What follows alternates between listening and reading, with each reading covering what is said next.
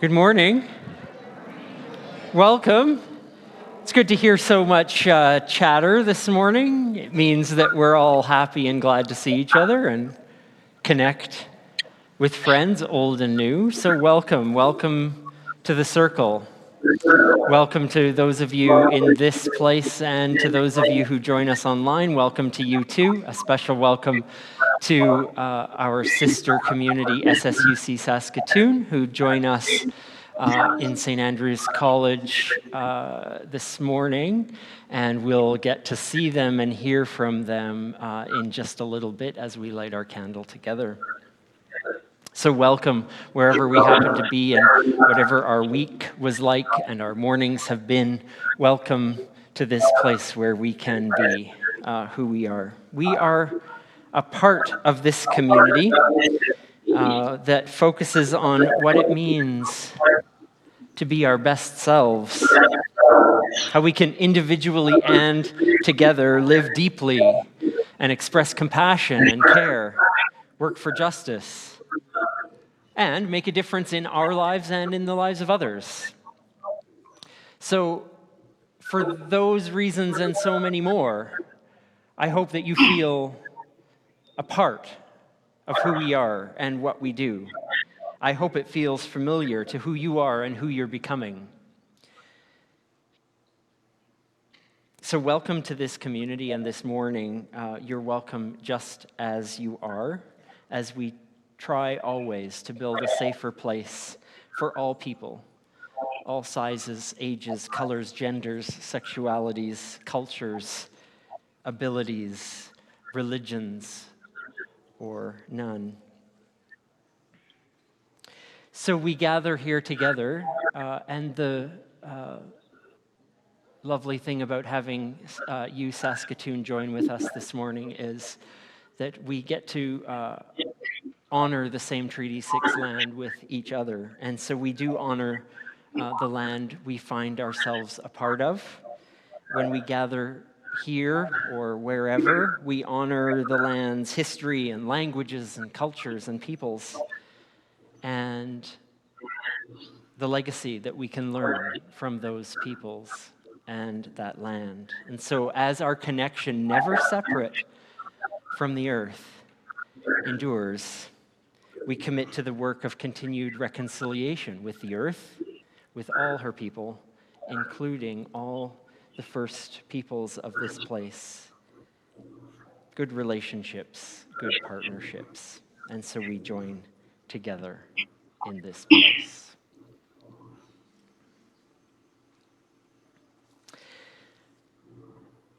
Before we go too much further, we'll share a few invitations with you of things that are upcoming in the life of the community. As always, we welcome anyone joining online to join our connection on Zoom right after this gathering around 11:15 Mountain Time.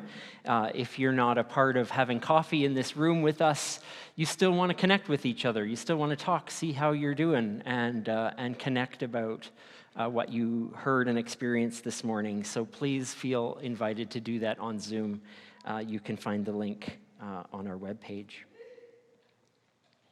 And this Tuesday, our final Exploring Spirituality evening, again, happening on Zoom. Join at 7 o'clock and join with others who are speaking about what spirituality means in their lives. And of course, we want to invite you to a service of honoring the life of Jim Lockhart, which is happening this afternoon at 2 o'clock. You can join us here in person in Edmonton or online on our webpage to join in the live stream. We also invite you next week as we honor the life of John Evans. We connect together again in the same ways, in person and online, next Sunday at 2 p.m. We recognize the difficulty in saying goodbye and honoring the lives of those near and dear to us. And so we connect with each other as community to walk with each other through that process.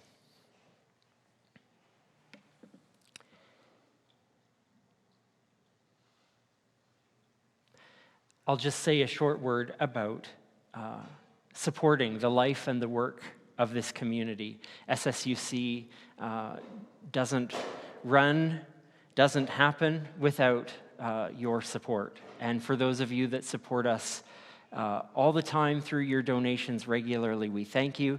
If you'd like to make a donation today, you can do so in the box at the back of this room, or you can do so anytime online on our website. And so we thank you for all the ways, time, energy, finances, that you support the work that we do together. Why don't we stop the talking and start the singing? Because that's a good way to draw us into our time together in a really special way, to open our hearts to who we are for each other and to the work and the lives that we live in the world. Let's sing into this gathering today.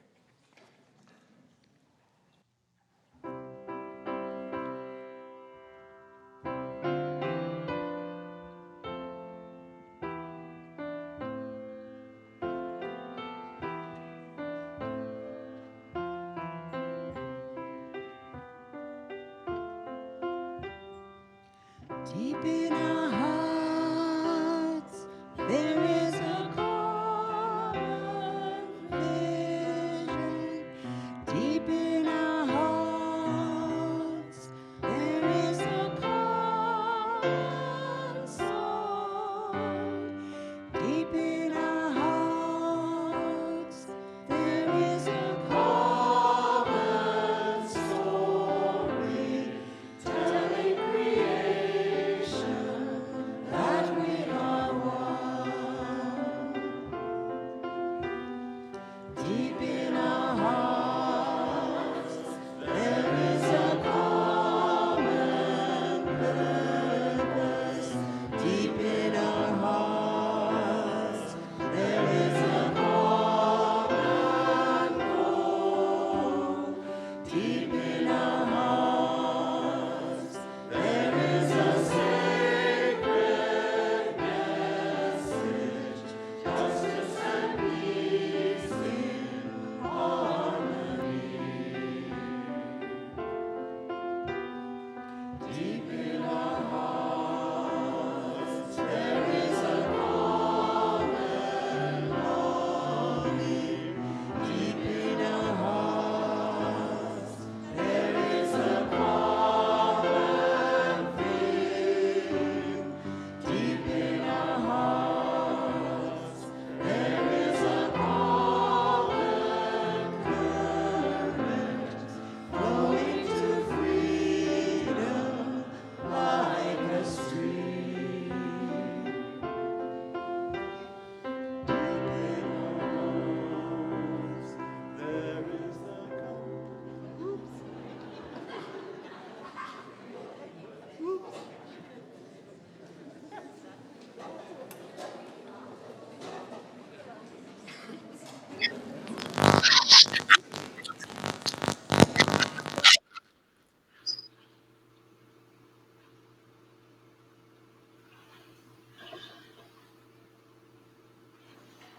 We want to leave you wanting more. Come back for that fourth verse.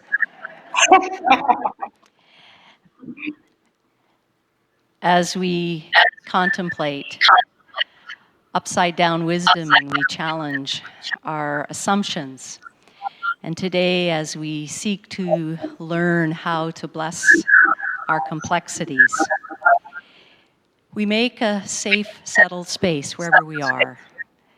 And we in this room do so in this space as we light our candle. And we invite those of you, wherever you are, to light a flame to accompany us in this time. And we light our candles as an act of faithfulness.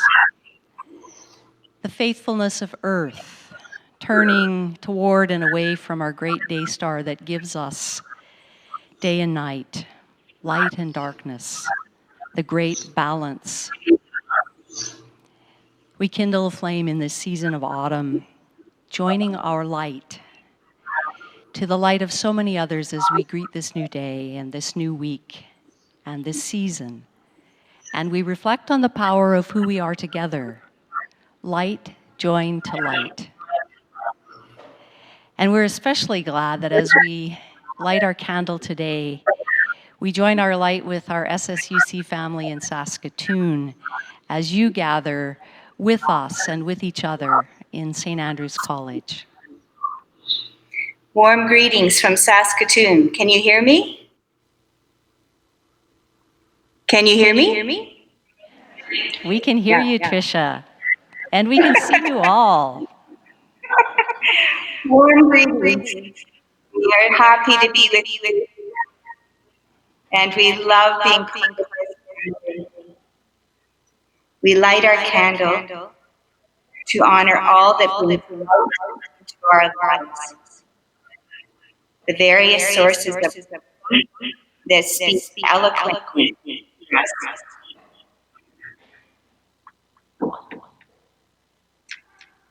The natural world, stories of our tradition, and great wisdom traditions of our species.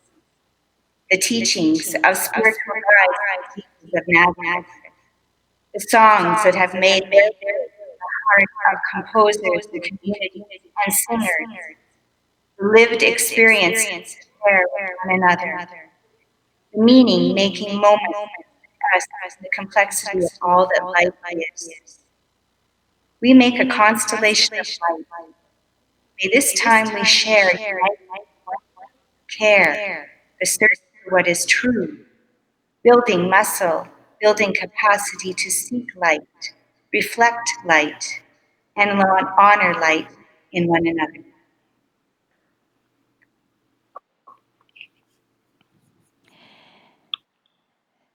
Together we do what we do each time we gather.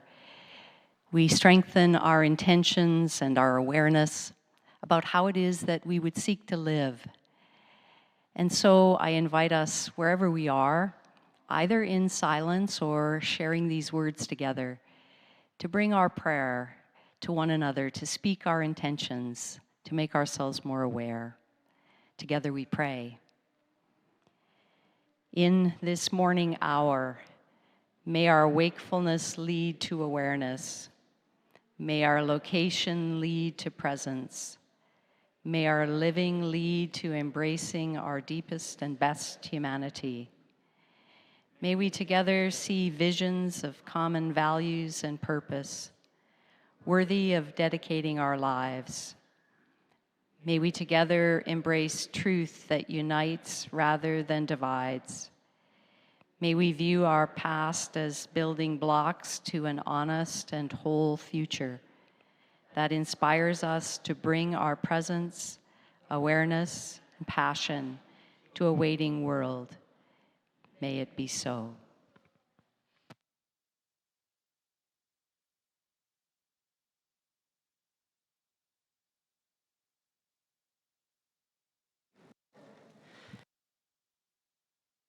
All know what's happening here, so I don't need to say it, but it's our time for all ages, and it's a time for anyone to join on the carpet as we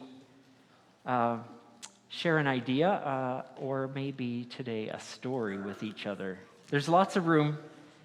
Maybe could we shuffle up on the carpet so that everyone can have a piece of the carpet and they don't have to sit on the floor? Just come forward a bit more, please. There's some room there. Come on. It's okay. Look, I'll even move back. There we go. Lots of room. Oh, can I pass that to you, please? Thank you. Today, I want to read you a little short, silly story, and then we're going to talk a bit about it. It's called The Only Way is Badger. The Only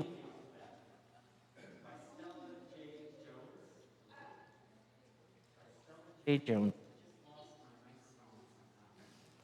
I'll move around. Here we go. Okay, The Only Way is Badger. You can look up top to see the pictures. I will try to show you from here if I can. Deep in the forest, something wasn't right. Overnight, a wall had appeared, and someone had covered the tree with strange posters. Badgers are best. What does that mean? Asked Beaver. Be more badger? Puzzled Bear. Whatever does that mean? Everyone was confused, but not for long. I'm only telling it like it is, said Badger. Everyone knows that badgers are best. Really? Whispered the other animals. He sounds so sure, muttered Moose. He must be right. Of course I'm right, beamed Badger. As of today, I think you all need to make an effort to be a bit more badger. Hang on a minute, spluttered Deer. I'm only trying to help you out, Badger butted in. Look, I've made a list. Number 1, can you dig like a badger? Ready? Dig, dig, dig. It's no good, said Deer.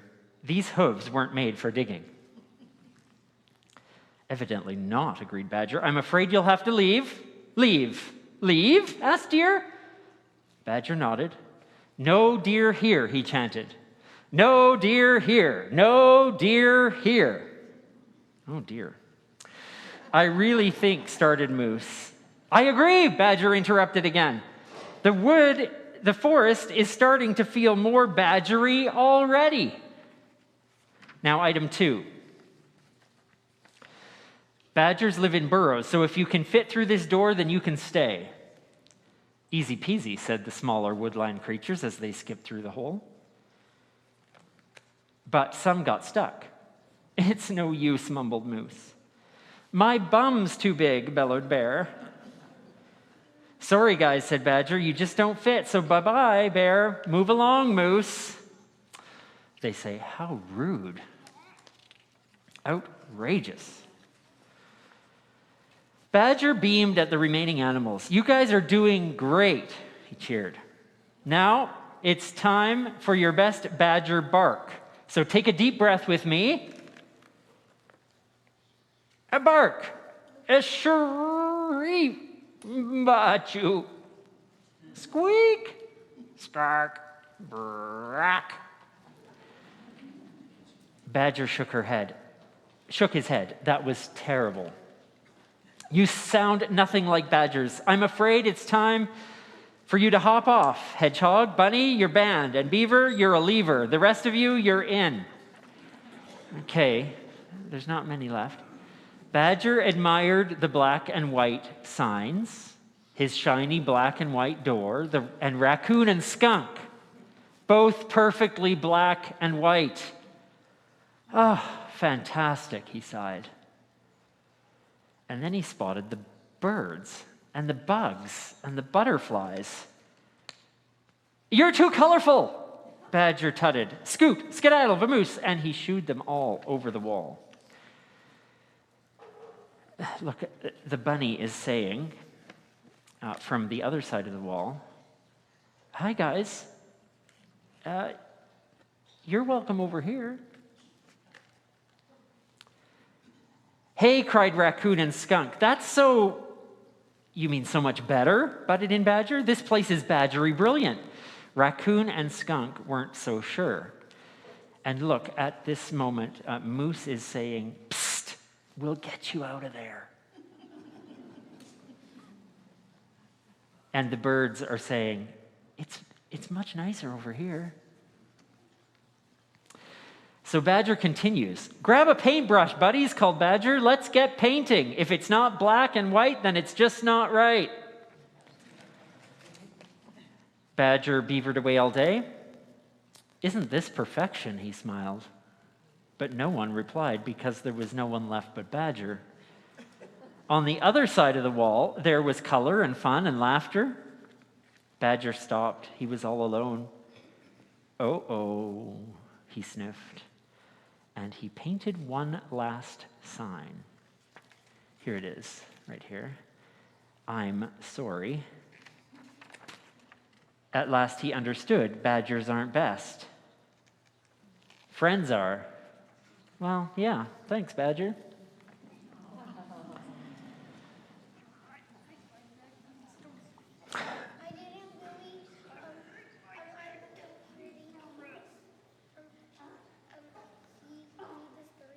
That is a very good question. And I would love to read the story again, but instead you can take it to Kid Spirit. And if there's extra time, you can read the story together there. Now, I just wanted to say, this idea that everything has to be the way you want it, Badger took a long time to learn that that maybe isn't the best way to be with your friends and with your family and with the world. Because can everybody get their way all the time? Absolutely not.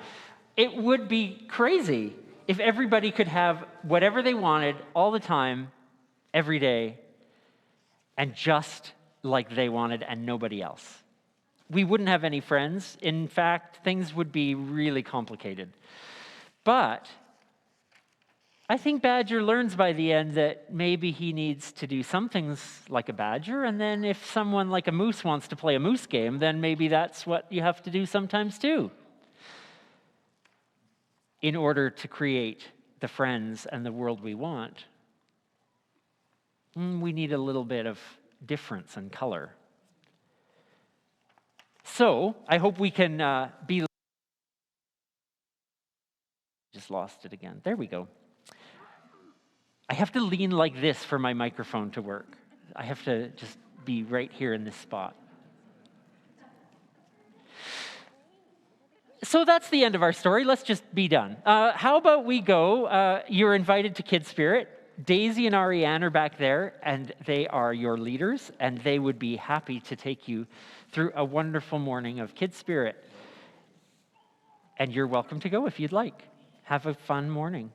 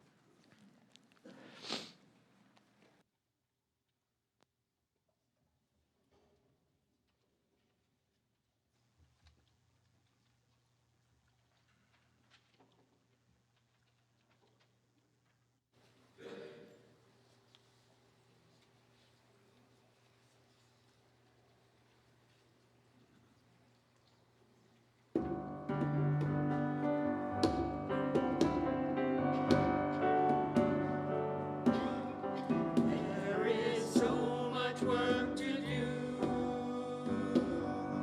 so much work to do. There is so much work for love to do. There is so much work to do, so much work to do. There is so much work for love to do. There is so much work to do, so much work to do. There is so much work for love to do. There is so much work to do.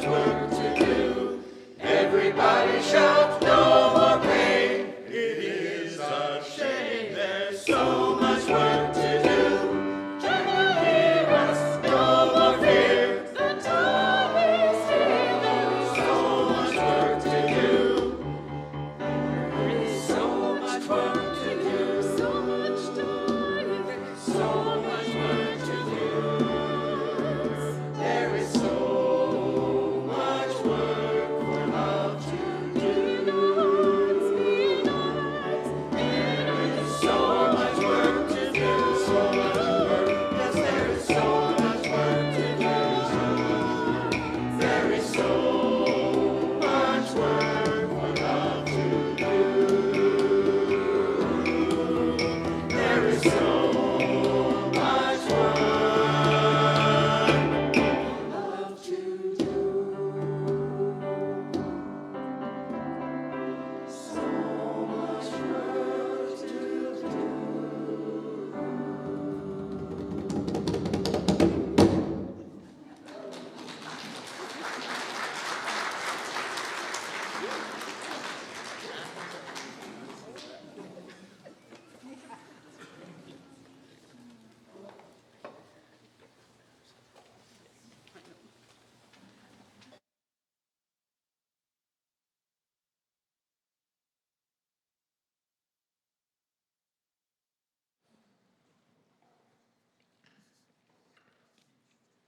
This is a work from Richard Rohr entitled The Shining Word And. And teaches us to say yes. And allows us to be both and. And teaches us to be patient and long-suffering. And is willing to wait for insight and integration. And does not divide the field of the moment. And helps us to live in the always, imperfect now. And keeps us inclusive and compassionate towards everything. And demands that our contemplation become action. And insists that our action is also contemplative. And is the mystery of paradox in all things. And is the way of mercy. And makes daily practical love possible. These are the words of Richard Rohr from his work, A Spring Within Us, in 2016. May we find wisdom for our living.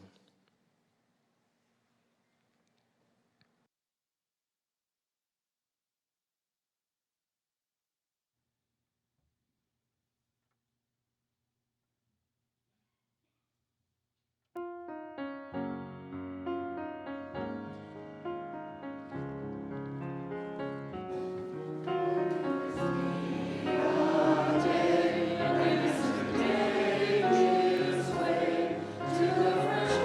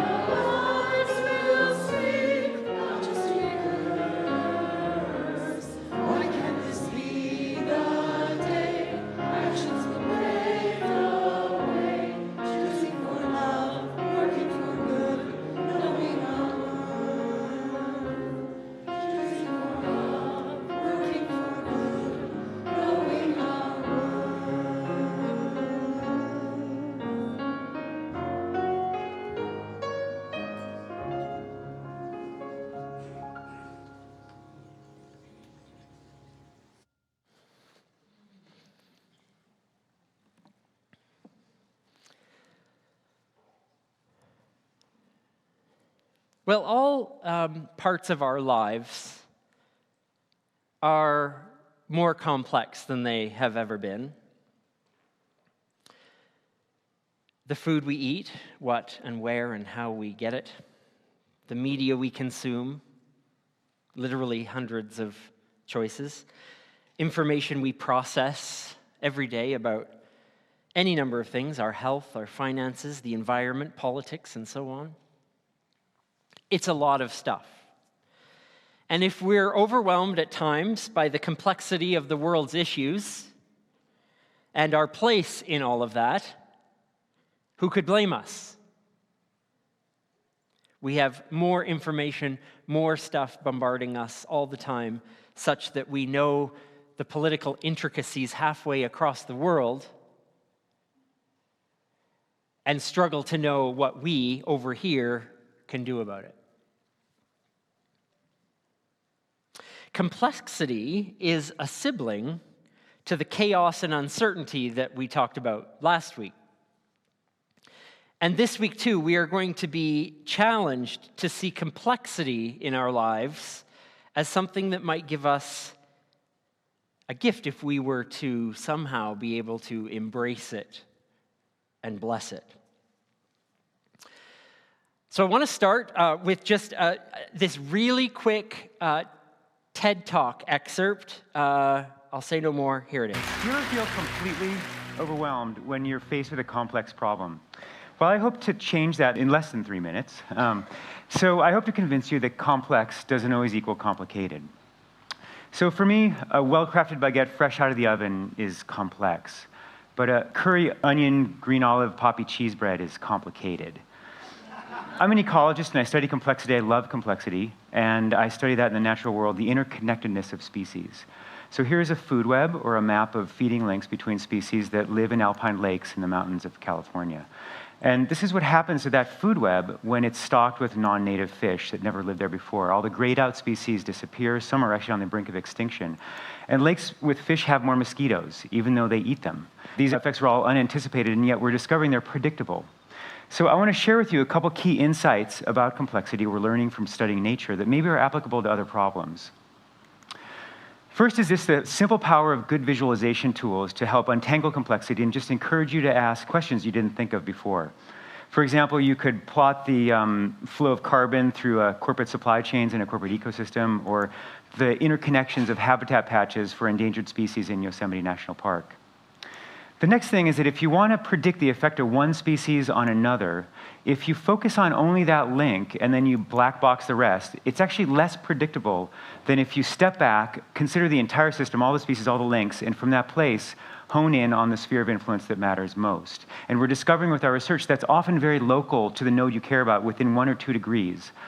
So the more you step back, embrace complexity, the better chance you have of finding simple answers, and it's often different than the simple answer that you started with. So let's switch gears and look at a really complex problem, courtesy of the US government. This is a diagram of the US counterinsurgency strategy in Afghanistan. It was front page of the New York Times a couple months ago, instantly ridiculed by the media for being so crazy complicated. And the stated goal was to increase popular support for the Afghan government. Clearly a complex problem, but is it complicated? Well, when I saw this in front page of the Times, I thought, great, finally something I can relate to. You know, I can sink my teeth into this. So let's do it. So here you go, for the first time ever, a world premiere view of this spaghetti diagram as an ordered network. The circled node is the one we're trying to influence, popular support for the government. And so now we can look 1 degree, 2 degrees, 3 degrees away from that node and eliminate like 3/4 of the diagram outside that sphere of influence. Within that sphere, most of those nodes are not actionable, like the harshness of the terrain, and a very small minority are actual military actions. Most are nonviolent, and they fall into 2 broad categories: active engagement with ethnic rivalries and religious beliefs, and fair, transparent economic development and provisioning of services. I don't know about this, but this is what I can decipher from this diagram in 24 seconds. When you see a diagram like this, I don't want you to be afraid. I want you to be excited. I want you to be relieved, because simple answers may emerge. We're discovering in nature that simplicity often lies on the other side of complexity. So for any problem, the more you can zoom out and embrace complexity, the better chance you have of zooming in on the simple details that matter most. Thank you.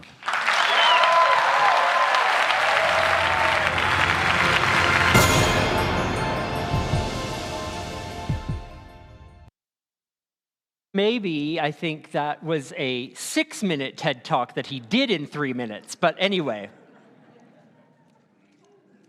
I hope you were able to follow that. He spoke very fast. It wasn't on double speed, I promise you. Okay, well, anyway, many of us don't have to solve problems as complex as what is being described here, but Eric Berlow describes that within the complexity there are things that are affected directly, separated by 1 degree or 2 degrees or 3 degrees. And ultimately, these maps show us that all these issues are related and connected. Some are more important connections than others, but it's all connected. And I think this is the point I want to take out of this, that we can find simplicity by, looking at the whole thing and deciding what is the most important connections. But we are, all of us, systems that are unified, systems that are integrated. Even though there are many, many, many ways to separate them and make sense of them. And I wonder if this is something we can use to help us to live lives in our complex world. And strangely enough, I think, to answer that question, we have to go back a long ways. We have to go back to some wisdom that was shared in the Hebrew writings about as far back in the storytelling as you can get, to one of the creation stories in Genesis chapters 2 through 4, the Garden of Eden. Adam and Eve and all of that. And what could that story possibly teach us about complexity? I'm going to give it a good try.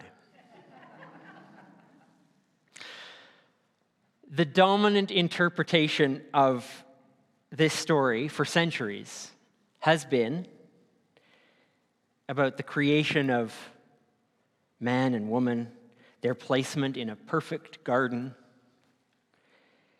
and then their screwing up, their sinfulness as they eat the fruit and thus were punished and exiled from this place of perfection, forever to be burdened by this sinful act. Okay, please ignore that whole interpretation. Easier said than done. We've been raised with that story interpreted in that way. It's difficult to just set it aside, but we're going to try. We're going to try to set it aside. That interpretation of this story is a product of political religious hoo-ha to ensure obedience to the priesthood, to ensure that the God they represented was obeyed and that they maintained an ethic of fear in compelling people to behave in certain ways that they wanted them to behave. So maybe you'll agree with me that an interpretation that does those things and based on those actions is worth setting aside. Instead, we're going to read this tale as a story of what it means to mature into adulthood, to live in the real world, people. This symbolic story begins in childhood. The story goes, when no plant of the field was yet in the earth, and no vegetation of the field had yet sprung up, and there was no one to till the ground, the waters of life flowed from above and from below to cover the earth. Now, it doesn't take much imagination when thinking of the requirements for life. Again, stop thinking of this grown man in the Garden of Eden called Adam. Think of a baby. This is how life starts, a baby. And it doesn't take much imagination when thinking of the requirements to make a baby to know that there are two aspects involved. It takes two to tango, one might say. We have the uterine and the insemination waters, and when they come together, from there we have the creation of life. It always takes both of those. No one person can do it on their own. It's not either or, but a unity of these two elements, these two things that come together to form life. And then the story goes, Yahweh, their word for God, formed the human, the Adam. For a minute, just forget English and that we call it Adam. In Hebrew, Adam. Yahweh formed the human, the Adam, from the dust of the ground. The Adamah, the dust, the earth. And breathed into the human's nostrils the breath of life, and the human became a living being. Notice the wordplay on the word for the human and the word for the earth. The Adam comes from the Adamah. The human comes from the earth. There is a link, known by the ancients, known and sometimes forgotten by us, that human and earth are one. That they are not either or. We are not separate, but a unity together, one for and from the other.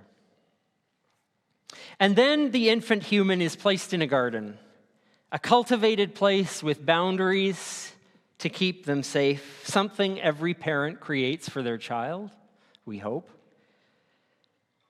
A child who is fully dependent, connected to life despite separation from the ground. Here, the infant human is provided all its needs. That is childhood. Trees are planted in the garden, symbols of slow growth and maturation. This is the place to grow in safety. A partner is created. From the structure, the architecture, literally an architectural word in Hebrew, rib, meaning like the rib or the bones, like the tripartite vaults of a cathedral, if you can imagine those ribs on the ceiling. An architectural term, literally, from the structure of the first human. Again, underlying the importance that there is separation but connection. Just as the humans are linked to the earth, the humans are linked to each other. Separate but unified. Now, obviously, we have to fast forward because this is probably a 4-hour seminar in how we read this story. But in essence, the humans are told that they may eat of any tree in the garden, but not the tree for knowing good and evil. For they will surely die if they do that. And eventually, as they mature in adolescence, the girl, why the girl? Well,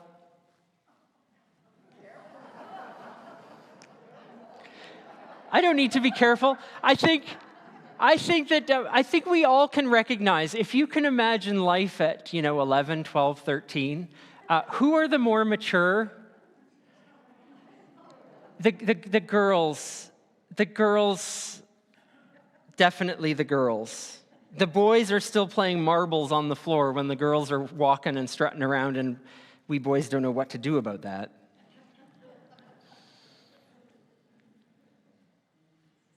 The serpent approaches the girl. She, more mature, more ready, has a conversation with the serpent. Again, let's put aside what we know about that. Not a symbol of evil, but in the ancient world, the snake was long a symbol of wisdom, a symbol of health. Sometimes the shedding of skin and renewal is emphasized in symbolizing rejuvenation. Sometimes the snake, a symbol that unites and expresses the dual nature of the work of the physician, who deals with life and death, sickness and health. That's why we have these, to our eyes, strange symbols of health and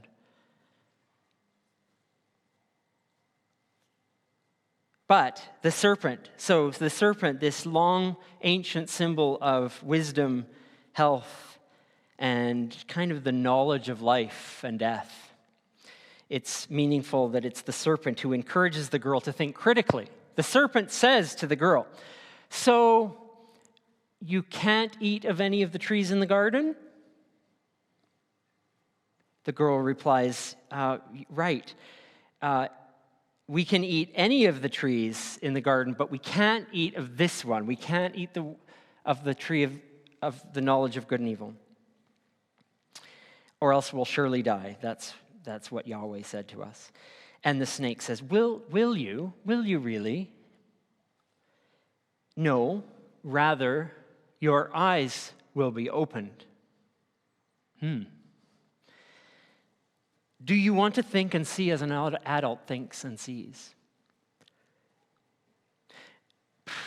That sounds pretty attractive to a young person. Because for any growing adolescent, it seems time. It's time I know what life is about. It's natural.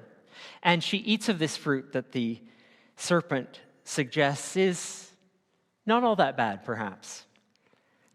And she offers it to her partner, and they continue to mature. Their eyes are opened. They look at themselves and they think, we're naked. We weren't thinking about that before. We were but children. We bathe together. We run around naked all the time, right?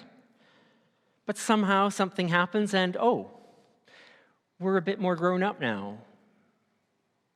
There are other aspects of our bodies that we are learning about. And so now what happens is it's not punishment, but rather education about the realities of adult life. Yahweh doesn't come back to the garden and say, "Shame on you for doing what you've done." Yahweh returns to the garden and educates the humans about what it is to be a grown-up. That there is both potential and limitation. The snake, Yahweh addresses the snake and says, "You're going to crawl on the ground." Well, yes, the snake is superior. It's wise. It has this knowledge of life and health and wisdom. There's that, but there's also limitation. You have to crawl on your belly. This and that. The woman has potential to give birth, to wield the power of life in childbirth, but at the same time will be limited by that same power. Limited by her partner's ability to provide resources. Limited in the ancient world, you could have children, sure, but could you afford them? Could you feed them? You have this unlimited power, and yet it's limited by the resources you have. And her partner, the Adam, has the potential of physical effort to find food, to provide resources, but will be limited by the awareness of their connection to the ground, always, to the Adamah, to death. Never able to return to the safe place of childhood, they have to leave the garden. Don't we all have to eventually leave the garden of childhood? Because life is about venturing forth to deal with the realities and the complexities of life. That's Genesis 2-4 in a nutshell. As we age, as we grow, as we mature, we recognize that life is complex. We probably don't need a centuries, old story to tell us that, but it's good that it does remind us that. Lynn Marie Tonstead writes in her short book of queer theology, she writes, "Binary divisions don't successfully and consistently capture all of reality. One of our tasks is to make visible the culturally constructed nature of our basic organizing categories, and thus limit their power and efficacy. Just pausing for a moment here. She's suggesting that in the same way that traditional sinful interpretation of Genesis was about fear and control so that you would behave the way you're supposed to behave, so that we can keep you in line, she's suggesting that the binary way of looking, the either or, the black and white way of looking at life is also culturally limiting us.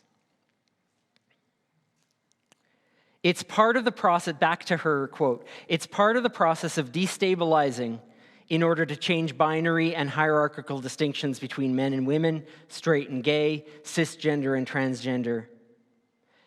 Doing the work of showing binary categories as unstable and incomplete loosens their hold on us.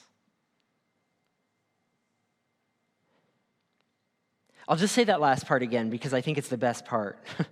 Doing the work, which is all of ours, of showing binary categories as unstable and incomplete loosens their hold on us.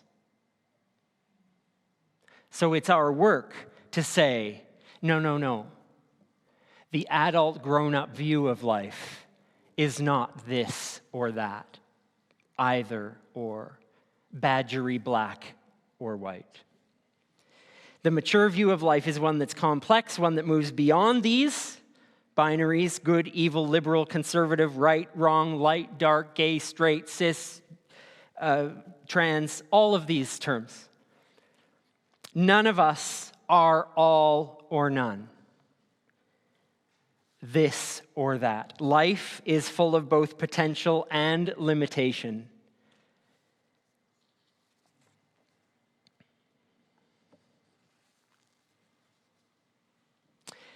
These are all, in the words and understanding of the Hebrew wisdom that we just shared, differentiated parts of one unity. I don't know if that phrase makes sense, but within the unity, within the map of everything that is together, of course there's difference. All of those either or words, they all belong together. They don't exist without the other. Night and day, light and dark. Can't have one without the other. They are not either or, but both and. And this is what makes Richard Rohr's poem so meaningful to us. If a mature view of the world is to embrace complexity, it means that we can accept and adopt the shining word and. Because it teaches us to say yes. It allows us to be both. It's willing to wait for insight and integration. It doesn't divide the field. It helps us to live in the always imperfect now. It is the way of mercy. It makes daily practical love possible.